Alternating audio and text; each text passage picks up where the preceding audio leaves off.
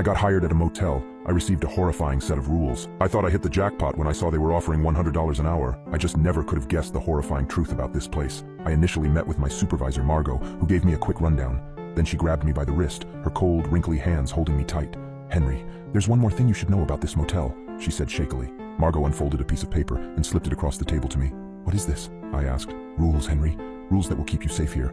I don't mean to scare you, but things happen here, son. Thought you should be prepared," Margot responded.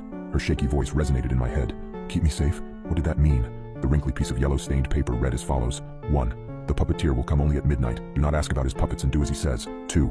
Room number 47 must never be booked. 3. Do not leave the motel after 3 a.m. 4. Never open the front door for anyone. It will always be unlocked for guests to come in. 5.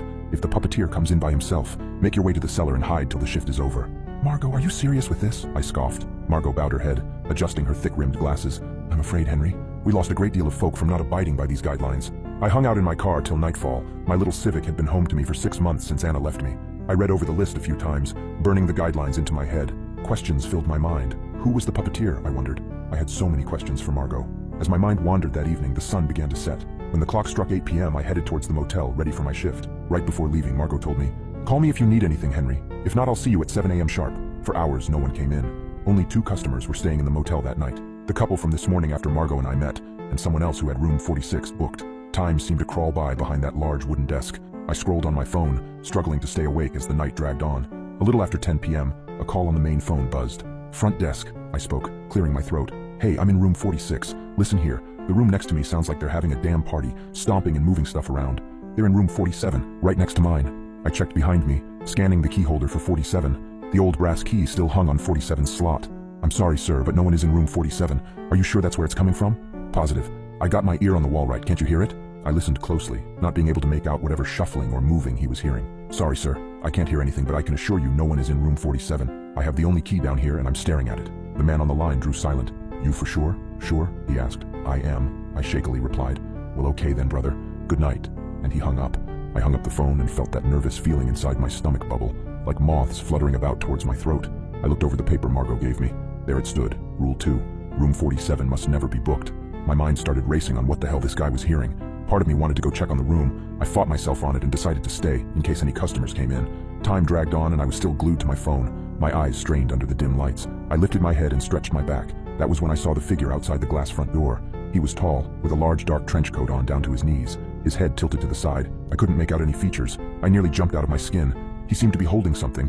It laid on the floor below him. He tapped on the glass, sending thick thuds booming out. I watched on as he tapped on the glass before slowly pushing it open. He walked like he was on stilts. A tall man, had to be over 7 feet. The large black trench coat ran the length of his whole body. A dusty, worn-out top hat placed neatly on his head. Stringy blonde hair fell across his pale face. His sunken eyes were like that of a cat's. He stumbled over to me, dragging some wood across the floor behind him. I clenched my seat, feeling panic rise inside me. The man slowly revealed what he was holding behind his back. He produced a wooden doll about the size of a toddler, placing it on the desk. Its gangly limbs fell to its sides. It only took me a second to realize it was a puppet of me. Same beat-up white shirt, black trunks, and a red baseball hat. Its lifeless wooden features stared back at me. I looked up at the man who loomed over me, casting a large, ominous shadow on the wall. He cracked a wicked smile across his pointy face, revealing rows of yellow teeth. His dried lips littered with cracks, of bleeding, dead cuts. The puppeteer slid his hand up the back of the puppet. He spoke in a childlike voice, moving the lips of the puppet. "Room 47, please," he spoke. A chill radiated down my spine, sending waves of goosebumps across my body. I stood with my mouth open, frozen on what to do. The Henry doll spoke again in that childlike voice. "Room 47, please." He moved the doll's arm to point towards the key rack.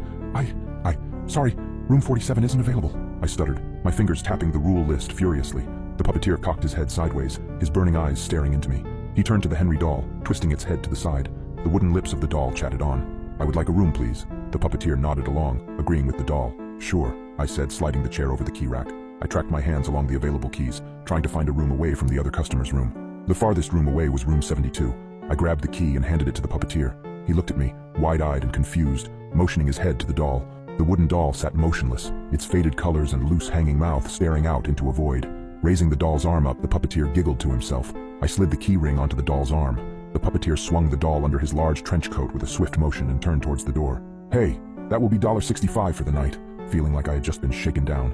The puppeteer froze in place with his hunched-over body and long limbs. The air seemed to be sucked out of the room when I said that, like someone hit the pause button. His head turned, brushing the loose, stringy hair from his face. A sick smile drew across his face, his dull yellow teeth like rows of chiclets. I tried to swallow the large lump in my throat, feeling my palms sweating. The pressure in my head was rising, my ears were ringing. The puppeteer dropped a few bills onto the floor and headed out the door, slipping into the dark, windy night. The night went on without any hiccups after that. As the sun began to break out from beyond the horizon, an old beat-up car pulled up front. Margot stepped out with a box of donuts in her hand. She met me at the desk and asked how my night went.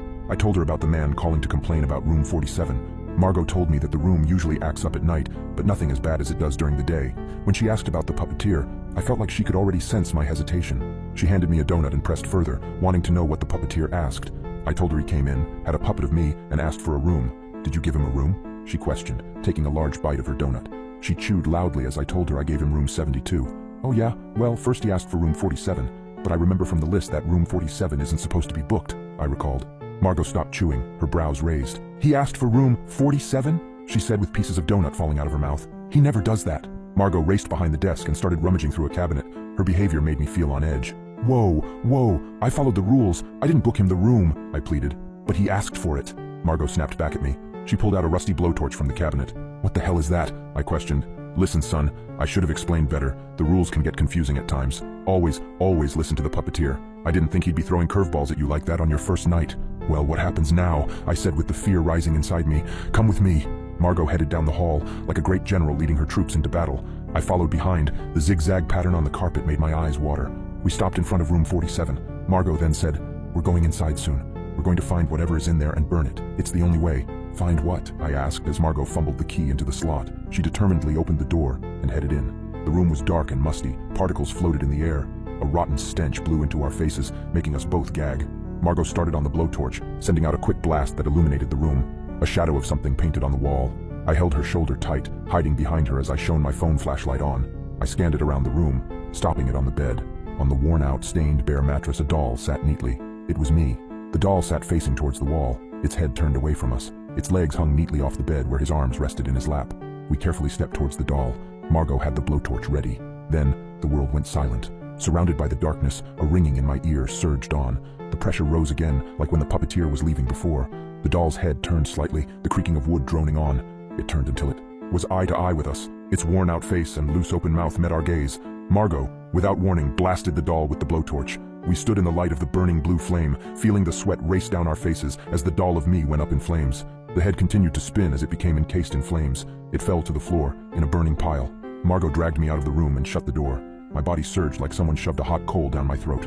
"Wait, it's still burning. It'll burn down the motel," I cried. We stood as the orange flames burned under the door, creating a wave of light.